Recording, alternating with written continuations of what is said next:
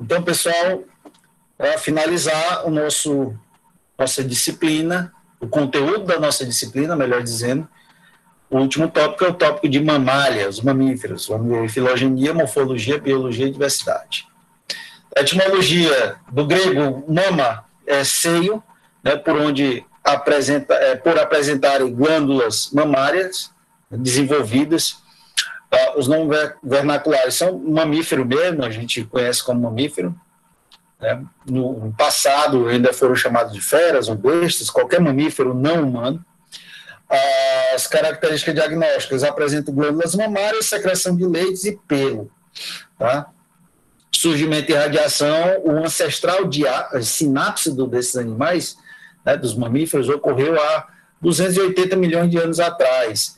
E os téria, né, que foram os primeiros mamíferos, digamos assim, há 225 milhões de anos. O hábitat cosmopolita, os mamíferos estão presentes em todos os locais habitáveis do mundo, de polo a polo. Tá? Hábito só não exploram o parasitismo, né, entre aspas, já que o morcego hematófago pode ser considerado parasita. Então, por isso que eu digo entre aspas.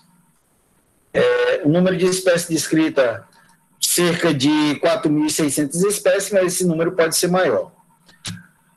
A nutrição podem ser carnívoros, predadores, carniceiros, hematófagos, né, ou herbívoros, né, ruminantes ou não ruminantes. Existem também os onívoros, como nós, que nos alimentamos de carne ou de matéria orgânica vegetal, e existem os suspensívoros, como é o caso das baleias de barbatana. Quando você olha para uma baleia daquele tamanhão, é interessante, porque elas não são predadores, né? Elas, uma baleia azul, uma baleia corcunda, uma baleia franca, elas se alimentam filtrando a água, e aí dentro desse filtro aqui, ó, que são as barbatanas. Na verdade, barbatana não é nadadeira, não. A barbatana é esse negócio aqui na boca da baleia, né, que é formado de queratina, e como se fosse uma grande rede na qual ela filtra a água, depois ela passa a língua e engole a matéria orgânica que tem lá. Em geral, são pequenos peixes, camarão, larva de peixe, né, um camarãozinho chamado crio, que é um camarãozinho desse tamanho, mas que reproduz muito em alto mar. Outros animais têm adaptações para cada tipo de alimento que eles obtêm, eles têm dentição específica, por isso são chamados também de dentição heterodonte, né? Os dentes são diferentes, os dentes dos mamíferos. Nos insetívoros primitivos, eles tinham o quê? Uma dentição generalizada, bem parecida com uma dentição de morcego, né? Ou de mucura. Já nos carnívoros, você vê que tem dentes carniceiros, tem os caninos muito mais proeminentes. Aqui, nos roedores, você tem ausência de caninos, e os incisivos crescem por toda a vida, eles têm que ficar gastando, né? Nos pastadores, animais como os veados, como é o caso do boi, o caso do bode, eles nem têm o incisivo superior, só os inferiores, né? E por aí vai. A digestão, então, a boca tem dentição heterodonte, como eu havia falado, são tecodontes e difiodontes. Tecodonte significa que o dente ele é implantado, ele tem uma raiz dentro do osso, tá? Ele não está só lá colocadinho, não, né? Fora os desdentados, que é o grupo Xenarta, que é o grupo das preguiças, do tatu, né? O pangolim, esse bicho aí que o pessoal diz que transmitiu o coronavírus, eles não têm, o dente dele é mal implantado, tá? Tamanduá também, né? O lapau, como mambira. Já nos outros animais, como nós, né, humanos, nosso dente tem raiz, né? Ele tem uma coroa, tem uma estrutura de coroa e tem a raiz, e essa raiz ela fica implantada dentro dos ossos, né, dos alvéolos dentários, tá? Então, em geral, o mamífero ele vai apresentar esses tipos de dentes aqui. Os dentes incisivos são dentes frontais para cortar. Os dentes caninos, normalmente são dentes pontiagudos, eles servem para segurar as presas. Os dentes premolares, em geral, eles servem para raspar, roer alguma coisa, né? Nos carnívoros, eles são chamados também de dentes carniceiros, esses aqui. E os dentes molares, eles são dentes para moer. O nome está dizendo molar, vem de de moenda, de moinho, tá? Ele serve para moer alimentos. Quando você vai mastigar a comida, você não mastiga com a ponta do dente, né? Aqui você corta a comida e leva a comida com a língua e mastiga, ou seja, tritura com os dentes molares. Nos mamíferos, todos eles têm os lábios móveis, tá? Difeodonte significa que a gente tem duas dentições, desculpa. Você tem o dente de leite, né, que é para não machucar as glândulas mamárias das fêmeas quando o filhote é muito novinho, muito pequeno, mas ainda depende de leite, depende de alimentação mole, e logo depois esses dentes caem e nascem os dentes definitivos. Então, são difeodontes, ou seja, nós temos duas dentições, tá?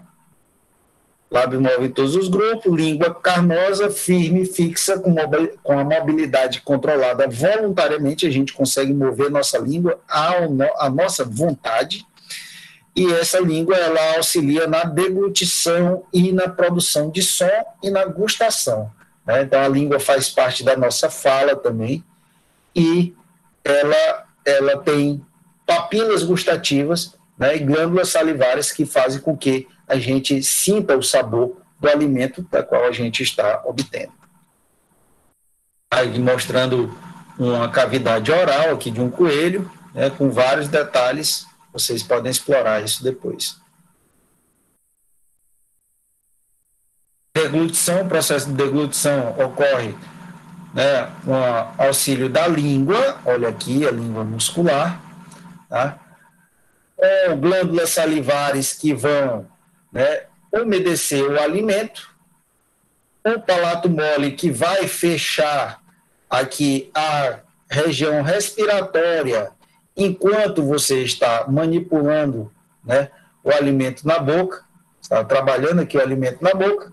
Depois, quando você engole a faringe, tá certo? Ela vai fazer o processo de deglutição, de levar o alimento para o esôfago aqui, com a baixa da epiglote aqui, dessa glândula aqui, ó, dessa válvula,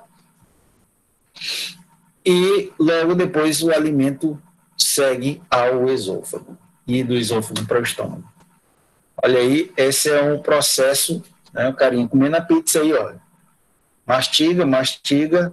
Enquanto isso, olha só, a epiglote está aqui, ó. Aqui é o gogó que o pessoal chama, né? O aparato ióide aqui, ó. E quando a pessoa deglute, ele vem aqui e fecha. A epiglote vai fechar a passagem de ar. Aqui. Por isso que é perigoso você comer e ficar falando, porque numa hora você pode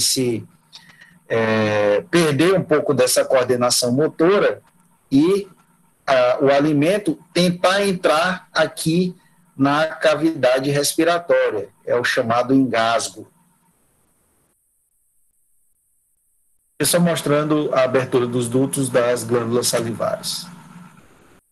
Continuando aí com digestão, após lá mastigou, engoliu, passou pelo esôfago, o esôfago era longo, ele não tem cílios cornificados em alguns animais que ingerem alimentos muito duros e de difícil digestão, né?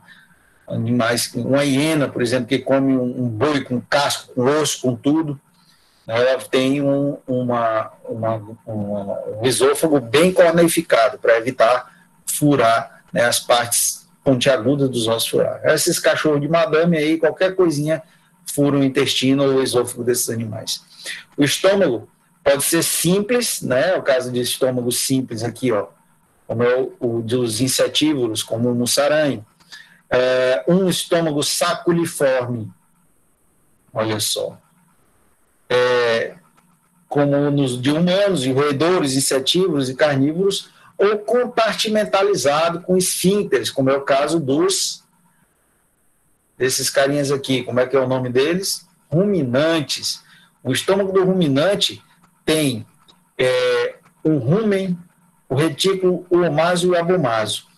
E aqui nos estômagos simples, a região cárdica é a região superior, né? Essa região aqui. A região fúndica, que é essa que é o meio, né, onde ocorre a parte principal da digestão, e a região pilórica, aqui, ó, que é o finalzinho do intestino, ou do intestino não, do estômago. Daí o estômago passa o intestino, tem aqui outra válvula, outro esfíncter chamado de esfíncter pilórico, e daqui em diante é o duodeno. Então, na região cárdica é presente somente em mamíferos, ela vai secretar apenas o muco, né? Ela vai escorrer o muco para cá, para essa porção. Na região fúndica, as células produzem pepsina para quebrar os peptídeos, tá? O alimento proteico, e as enzimas, a pepsina, ela funciona em meio ácido, ou seja, com pH baixo. O que é que a parede do corpo, então, faz para que ela tenha um pH baixo? Ela secreta, né, ácido clorídrico e, às vezes, lipase, tá certo? Na região pilórica, a lipase é para digerir os lipídios. A região pilórica, que é essa região aqui, ó, ela vai produzir muco estomacal e gastrina, que vai induzir a produção do HCl, e a gastromicina, que induz a produção de enzimas digestivas. E aqui na região do duodeno vai ocorrer a liberação do suco pancreático e da bile, e a produção dos hormônios do processo digestivo, né, através da abertura do canal colédoco. Não sei se aqui já dá para ver. Não tem. É porque eu tenho um vídeo, aqui essa porção do duodeno com a saída, abertura aqui do canal colédoco. Esse vídeo mostra uma endoscopia onde estava secretando isso, mas infelizmente a animação não está funcionando. Tá, o intestino delgado tem a absorção de nutrientes, recolhimento de metabólitos. O intestino grosso tem a absorção de água e eletrólitos e a formação das fezes, ou seja, onde concentra água. Onde ocorre o resto da digestão é no intestino delgado, e a absorção da maior parte dos nutrientes, e no intestino grosso a digestão principalmente, melhor dizendo, a absorção de água e dos sais ocorre no intestino grosso, onde se formam as fezes. Pessoal, em algumas situações, um intestino, uma outra parte do intestino sofre um processo, e aí você tem uma alteração nas fezes. Por exemplo, se a pessoa pegar giardíase, ela vai fazer um atapetamento, ou seja, ela vai bloquear a primeira porção do intestino delgado, né, que é o jejum, e aí nessa porção lá, o que é que vai acontecer? Ela era a região que absorve a gordura. Como o jejum não está atapetado, ou seja, está coberto, a gordura não vai ser absorvida direito, né? A Giardia lamblia vai se aproveitar dos nutrientes e vai deixar aquela gordura lá passar para frente. O que é que vai acontecer se as outras porções do intestino não absorvem a gordura? As bactérias que estão lá dentro do intestino vão começar a metabolizar aquela gordura e vão criar muitos gases, tá certo? E não vão deixar o suco pancreático e não vão deixar o suco biliar se misturar de forma eficiente com as fezes. Por quê? Porque o bolo fecal aí, nesse momento, ele está muito gorduroso. E aí vai ocorrer um processo chamado esteatorreia. Uma das características dos sintomas da giardíase são que fezes borbulhantes, muito mucosas, muito fedidas e amareladas. Por quê? Porque a cor das fezes ocorre pela mistura dos pigmentos biliverdina e bilirrubina, né, que formam um terceiro pigmento chamado estercobilina. A estercobilina é da cor marrom. A bilirrubina, rubro, quer dizer vermelho. Biliverdina, verde. Vermelho com verde, marrom. Então, as fezes são marrons por causa da mistura desses dois pigmentos biliares. E aí, quando as suas fezes estão muito gordurosas, esses pigmentos biliares, que são solúveis em água, não conseguem se misturar com as fezes e as fezes ficam amarelas. Tá? E aí, como as bactérias vão lá e começam a metabolizar a gordura, né, ocorre um processo de oxidação e putrefação que libera muito gás, e aí a pessoa vai ter um processo de diarreia, de fezes amarelas, fétidas, tá certo? E cheia de muco. Isso é uma das características, né, da giardíase. Achei interessante falar isso para vocês, já que é uma protozoose bastante comum. Bem, no reto, depois da absorção da água e dos eletrólitos pelo intestino grosso, né, com um sistema de movimento peristáltico, que é o movimento do intestino, ele não vem um bloco de fezes, não, ele vai formando, né, vai juntando ali, vai empilhando aquelas pequenas quantidades de bolo fecal no reto. E à medida que chega, aí quando chega a um volume suficiente para excitar o reto, né, dá aquela dorzinha de barriga que a gente sabe, né, aquela vontade de ir no banheiro, e aí é o processo de digestão realizado pelo ânus, que é a liberação das fezes. Respiração pulmonar estrita. Não existe outro tipo de respiração nos mamíferos. O trajeto respiratório começa nas fossas nasais, né, pelas narinas, passa pela glote, laringe, traqueia, brônquio direito e esquerdo primários, os bronquíolos e chegando até os sacos aéreos, nos alvéolos pulmonares. Lá ocorre a hematose, a troca entre o gás carbônico que está na molécula de hemoglobina, a chamada carboxiemoglobina, né? Ela libera e entra o gás oxigênio e forma a oxiemoglobina. Tá? Olha aí que bonito pulmãozão. E aí estão os alvéolos pulmonares. Excreção. Então, esses indivíduos apresentam um rim metanéfico, ou seja, é o rim mais avançado que tem, é o rim metanéfrico. Ele é um rim concentrado e bastante eficiente em filtragem. Ele excreta ureia, ou seja, nós mamíferos somos ureotélicos. Ela é removida do sangue pelos corpúsculos renais e também é relacionada ao equilíbrio hídrico, ou seja, a gente vai beber água demais, vai urinar demais. Se beber água de menos, vai urinar de menos, aí aquela urina vai ficar mais concentrada, mais amarela. Tá? Apenas 1/100º do filtrado é eliminado na forma de urina. Tá? A urina mais concentrada que o sangue. Tá? E o mecanismo de reabsorção de água ocorre aqui na alça de Henle, tá? Na alça de Henle, da medula renal, para que a gente não desperdice água demais, não precise ficar bebendo toda hora. Os corpúsculos renais e os túbulos são contorcidos, se localizam no córtex do rim. Circulação. A circulação dos mamíferos é a melhor circulação que tem, a circulação dupla.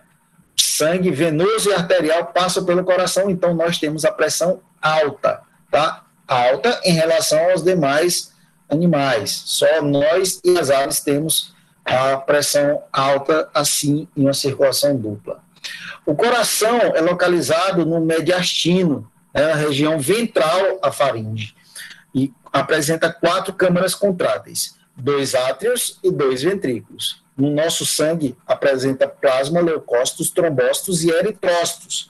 Tá? Os eritrócitos, que são as células vermelhas, são anucleadas e elas têm a hemoglobina como pigmento respiratório. Sustentação. Nós mamíferos apresentamos um esqueleto ósseo com ligamentos fibrosos e articulações de osso mais cartilagem. A nossa notocorda é vestigial. Sabe aqueles discos da chamada hérnia de disco que o seu professor tem? Pois é, a notocorda vestigial são os centros vertebrais, aqueles discos cartilaginosos dos centros vertebrais. Que a galera que gosta de comer um espinhaço de boi aí, sabe aquele negócio parece uma borrachinha branca entre um osso e outro do espinhaço? É um resquício de notocorda. A caixa craniana é relativamente grande. Eles articulam-se primeiro com a vértebra cervical através de 2 côndilos, um de cada lado do foramen magnum, que é uma abertura grande que a gente tem na base do crânio para a passagem da medula espinhal.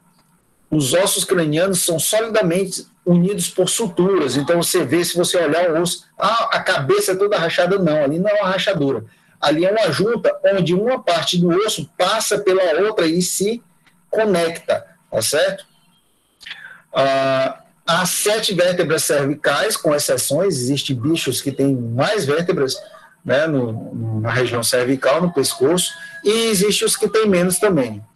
Vértebras são acélicas, no centro vertebral da gente é relativamente plano, a coluna vertebral tem arco-alha presente, completíssima, a gente tem o arco neural na parte de cima da vértebra, e o arco dorsal da vértebra e o arco emal na parte ventral da vértebra, né, com discos cartilaginosos entre as vértebras, encontrados ao longo de toda a coluna, menos na região do sinsacro até o cóccix. São aqueles 3 ossinhos lá, final vertebral, que seria a nossa cauda vestigial.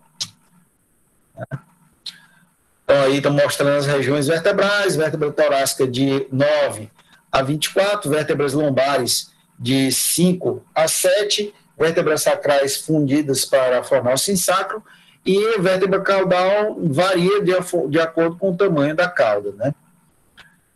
Coluna vertebral e arco-alha presente, já tinha falado. Aqui é só detalhando um esqueleto mamífero genérico. Então, aí mostrando também uma evolução do crânio, né, das formas de crânio até chegar ao crânio humano, né, se você considerar uma sequência. A locomoção nos mamíferos é bastante diversa, existindo animais cursoriais, que é um animal cursorial, um animal que se movimenta bem rapidinho, rato, por exemplo. Animais fossoriais, o que é um animal fossorial? É um animal que cava fossos, buraco, como é o caso, né, das topeiras. Olha aqui como é que é a pata de uma topeira, né, própria para cavar, com a mão, uma ossificação extremamente sólida. Os escansoriais são os esquilos que escalam, né, as árvores.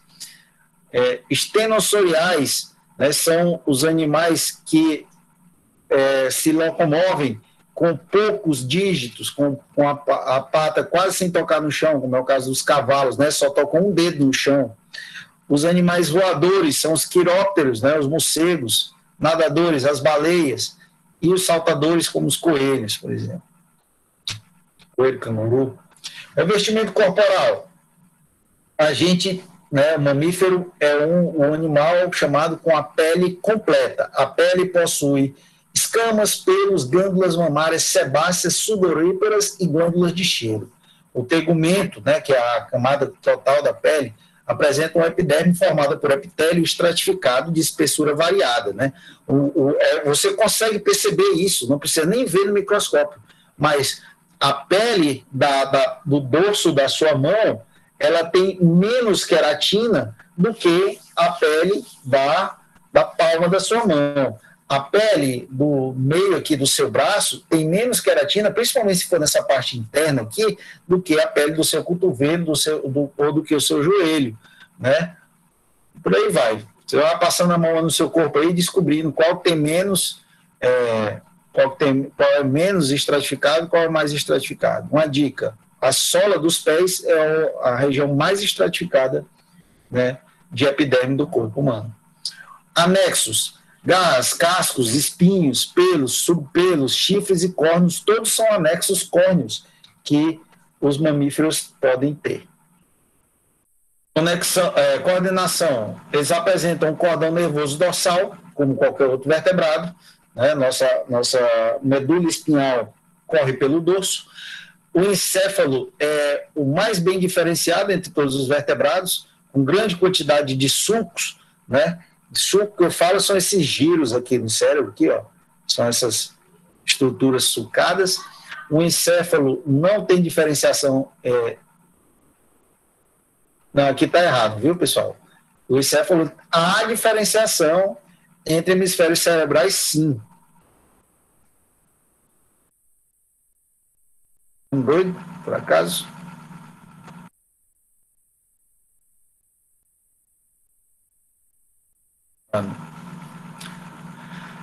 O cerebelo é presente e bem desenvolvido, olha só. A medula espinhal é chata, dorsal à notocorda, desenvolvida e envolvida por uma baía neural fibrosa, apresentando 10 pares de nervo craniano, raiz dos nervos dorsais e ventrais são unidas. Tá? Aí é um cérebro de um cavalo, aqui com mais detalhes. Então, sistema nervoso central é formado pelo encéfalo e medula espinhal e o sistema nervoso periférico pelos nervos. Aqui está mostrando um esquema, né, de uma conjunto seria a coluna vertebral e a espinha dorsal com os gânglios aqui, ó, neurais por aqui,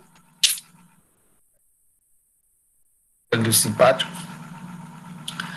As fibras aferentes ou sensoriais transportam impulso dos órgãos para o receptor do sistema nervoso central e as fibras eferentes ou motoras transportam impulso aos órgãos executores. Os nervos mistos incluem 2 tipos de fibra. Fibras somáticas, sensoriais ou motoras estão relacionadas à pele e aos músculos voluntários. E as fibras viscerais, sensoriais e motoras estão relacionadas às glândulas e aos músculos involuntários. Né? A gente não pode simplesmente dizer, eu vou me matar, eu quero parar de fazer o coração bater. Para o meu coração. Eu não posso pedir para o meu coração parar, porque ele tem inervação de fibras viscerais e elas não dependem da minha vontade, elas são involuntárias. Tá? Órgãos do sentido, continuando então, a gustação é exercida pelos botões gustativos, concentrados na papila, né, em papilas localizadas na língua, né, carnosa. Então aqui a gente tem as áreas, né, ó, Bira, aqui o amargo, quando a gente toma aquele cafezão sem açúcar, onde é que a gente sente na língua? Aqui, ó, na base da língua. Quando a gente dá aquela chupada no limão, depois de tomar uma dose de cana, aqui, ó, o ácido a gente vai sentir aqui. Quando a tia está apaixonada e bota sal demais na comida, o que é que acontece? A gente vai sentir a língua nessa porção aqui. E quando a gente vai tomar um melzinho aqui na colher, é nessa pontinha da língua que a gente vai sentir o sabor doce. Tá? Mecanismo, o epitélio olfativo é restrito à câmara, né, nasal, está associado às células mucosas para dissolver as partículas detectadas pela olfação, é por isso que sai, né, existe muco do nosso nariz, eu não estou gripado e fica só escorrendo no nariz. Então, dependendo dos estímulos ambientais, se eu pegar uma pimenta muito forte, logo o nariz começa a escorrer, porque ele hiperestimula o nosso olfato, nosso paladar, a pimenta, né? A molécula de capsaicina, que é a molécula da pimenta, vai hiperestimular essas estruturas das papilas gustativas e da região mucosa nasal, e por isso é que a gente, quando come a comida apimentada, se você botar a quantidade certa de pimenta, a comida fica muito mais saborosa, né? Aí tem gente que estraga a comida também, botando pimenta demais. O mecanismo auditivo consta de um ouvido interno, ouvido médio e ouvido externo, e o ouvido interno é formado pelos canais semicirculares e o trículo, sacro e cóclea, formando um labirinto membranoso de estruturas cartilaginosas, né, como está aqui mostrando. Olha só, coisa linda. Puxa, reprodução. A reprodução nos animais é sexuada com fecundação interna. As gônadas e testículos e ovários são presentes em indivíduos diferentes, dioicos, mas só um é funcional. A razão sexual, né, pode ser de 1 para 100 na maioria dos mamíferos. No caso dos humanos, não é bem isso, né? A gente sabe. A razão entre masculino e feminino é bem menor que isso. Ovos, quando existem, são grandes, né, telolestos, né, e a clivagem é merobástica. No caso de mamíferos placentários, como é o nosso caso, ele é oligolesto, tá? Ou isolesto, melhor dizer. O ovo, o que eu estou falando, é o ovo fecundado. Tá? O desenvolvimento é direto, sem fase larval ou metamorfose, ou seja, o filhotinho nasce já parecido com, é como se fosse a miniatura do indivíduo adulto. Às vezes aparecem características secundárias, sexuais secundárias, nos animais que têm dimorfismo sexual, como, por exemplo, nos homens aparecer bigode, aumentar a musculatura, aparecer barba, né, engrossar a voz, e nas mulheres tem uma voz mais aguda, né, aparecer as curvas pelo acúmulo de gordura, né, nos culotes, nas nádegas e nas glândulas mamárias. Isso são características sexuais secundárias. Tá bom? Enfim. Então, vamos terminar a gravação aqui. Quero conversar mais um pouquinho com vocês.